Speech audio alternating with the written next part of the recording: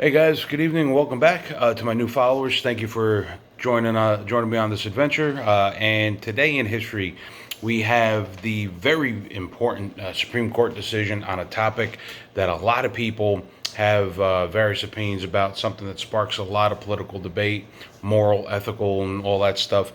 Today, 1973, in a 7-2 decision, we have the Roe versus Wade Supreme Court decision that under the 14th Amendment, women have a medical right to an abortion. Now, the thing about abortions, the thing that kind of gets me kind of fired up about this is people's unwillingness to pull their heads out of their asses. Now, what I mean by that is, first and foremost, dude, I'm all about a woman's choice. I understand the complexities of it. But some people don't. They cite the Bible and all this other stuff. So let's just go back in time a little bit. For centuries, women would terminate pregnancies. There's nothing new about that. It was so common that it actually didn't even have a name. It was just something that happened. Now, it wasn't considered an abortion if we go back into the 16th, 17th centuries. If you did it before, you could feel the baby move. It was called the quickening. After that point, then it became known as an abortion. Sorry, I'm giggling. My cat's yelling at me for snacks. There were certain herbal extracts, teas that you could use. Now here in America, again, not really a big deal. It wasn't until really full scale 1860s, 1880s that we start to see this shift in public opinion. And what it was the emergence. It was the emergence of the American Medical Association. Basically, the doctors' union was looking at this, and again, it wasn't the moral outrage that, oh, we think abortion is wrong. Really, what they were trying to do was corner the market, because you could order pills from Sears and Roebuck. For those who are born after 2000, Sears, the department store, used to be called Sears and Roebuck, and you had a mail order catalog that you could get your pills and stuff from. They also sold hashish candies and stuff. Dude, it was the Wild West back then. The doctors didn't want the mail order catalogs or doulas or midwives to be competition. So really it was about cornering the market. What also happens is in New York, there's a move to try to get a handle on prostitution, particularly prostitution when it came to minors, because in New York City, and at that time, the legal age for a female prostitute was 13. For a boy, it was 12. That's a topic for another day.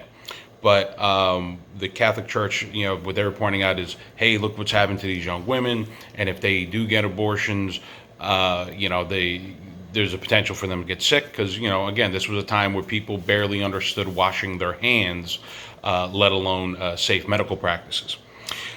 Over the years, what winds up happening is the abortion laws start to take on a more sinister approach, because there's some racial undertones, particularly with the emergence of the pseudoscience of eugenics in the 1920s, and particularly by the 1930s. America has a very weird history when it comes to sex, contraceptives, also with sterilization.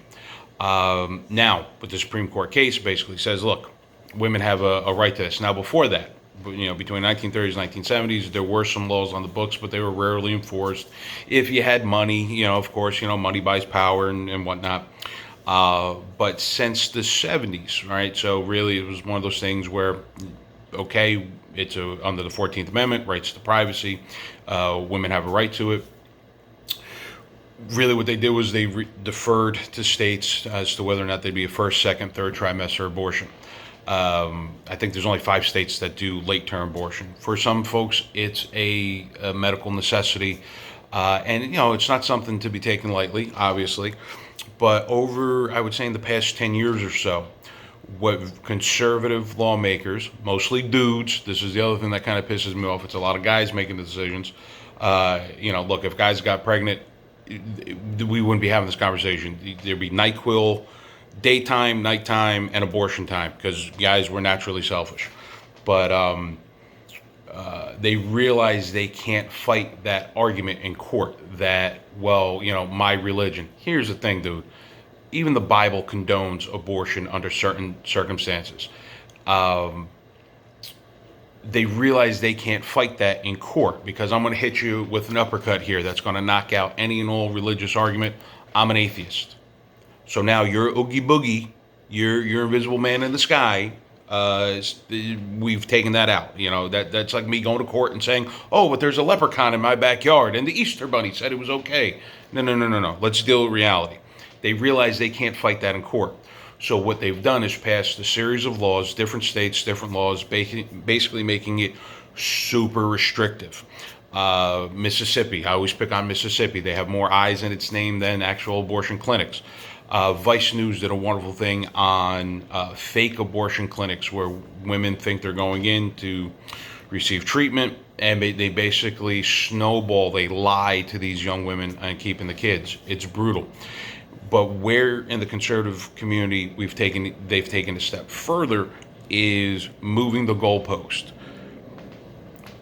When does life begin? And if you talk to some simpletons, when the egg and the sperm touch. Well, the thing is, folks, we all start off about the size, I can't get this on the screen, but about the size of the tip of that pen. That's the egg. That is not the same as you and I. I'm sorry. If that offends you, I understand.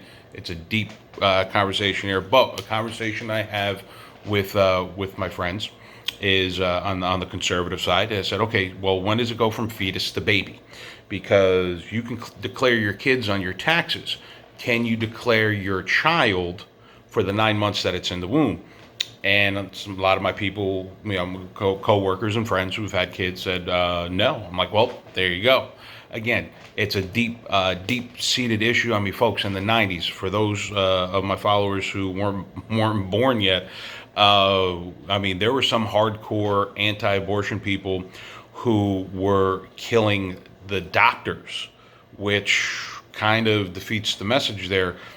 Typically, when I teach politics in my class, it's hard to break things down into a yes, no, left, right issue, because so many of the issues there are 50 Shades of Grey, disgusting movie, but you get the point. It's more than just a yes, no thing. But if we were to break this down into a binary system, Republicans are typically pro death penalty, anti-abortion, whereas Democrats are pro-abortion, anti-death penalty. Now, we can kind of balance this out. You do what Colorado did. Colorado started making birth control readily available and free. Making it free. I'm pretty sure I got the numbers right here. I believe unintended pregnancies down 60%, abortions down 40%.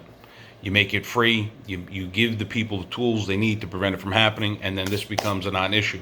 Whereas in some states where they're still teaching abstinence only, which hasn't worked in about 50, 60 years. John Oliver on HBO did a fantastic thing about that, where, sex ed in this country is abysmal because we're still teaching this concept of, good boys and girls wait until marriage. Doesn't work. Dr. Alfred Kinsey wrote 2 books, 1953 and 1954, about human sexuality, and surprise, surprise, humans been having sex. Some towns, some schools, dude, Clifton, I live in Clifton, New Jersey. I guess about 15, 20 years ago, they were going to do the play Rent. But there was a list of words when they had Dr. Ruth. Again, for you young folks, give her a Google. Dr. Ruth was a sex expert. It was a little bit weird because she looked like everybody's grandmother. She was coming to give a speech to the school, and they gave her a list of words that she couldn't use. Now, Dr. Ruth is a sex health expert. She couldn't use words like penis and vagina. So how the hell they were going to do the musical Rent is beyond me, because you couldn't even use the word gay. Again, this is one of those things where if you have a moral, ethical dilemma with it, I understand it. But for some people, it might be a necessity. Under the past administration, not to turn this into an anti-Trump thing, but they were trying to get certain laws passed that just didn't make sense. Ectopic pregnancy, they were telling doctors, well, just move it. And the doctors are sitting there like, we can't. That's not how that works. People who really don't know what they're talking about, trying to make laws about this stuff, it always hurts my feelings. But that's that for today. We'll catch you down the road. Please leave comments below. Let's get a dialogue going. And please share my page with your friends and family and loved ones, or even somebody you hate. Maybe I could piss them off. Who knows? Thanks for tuning in. Catch you later.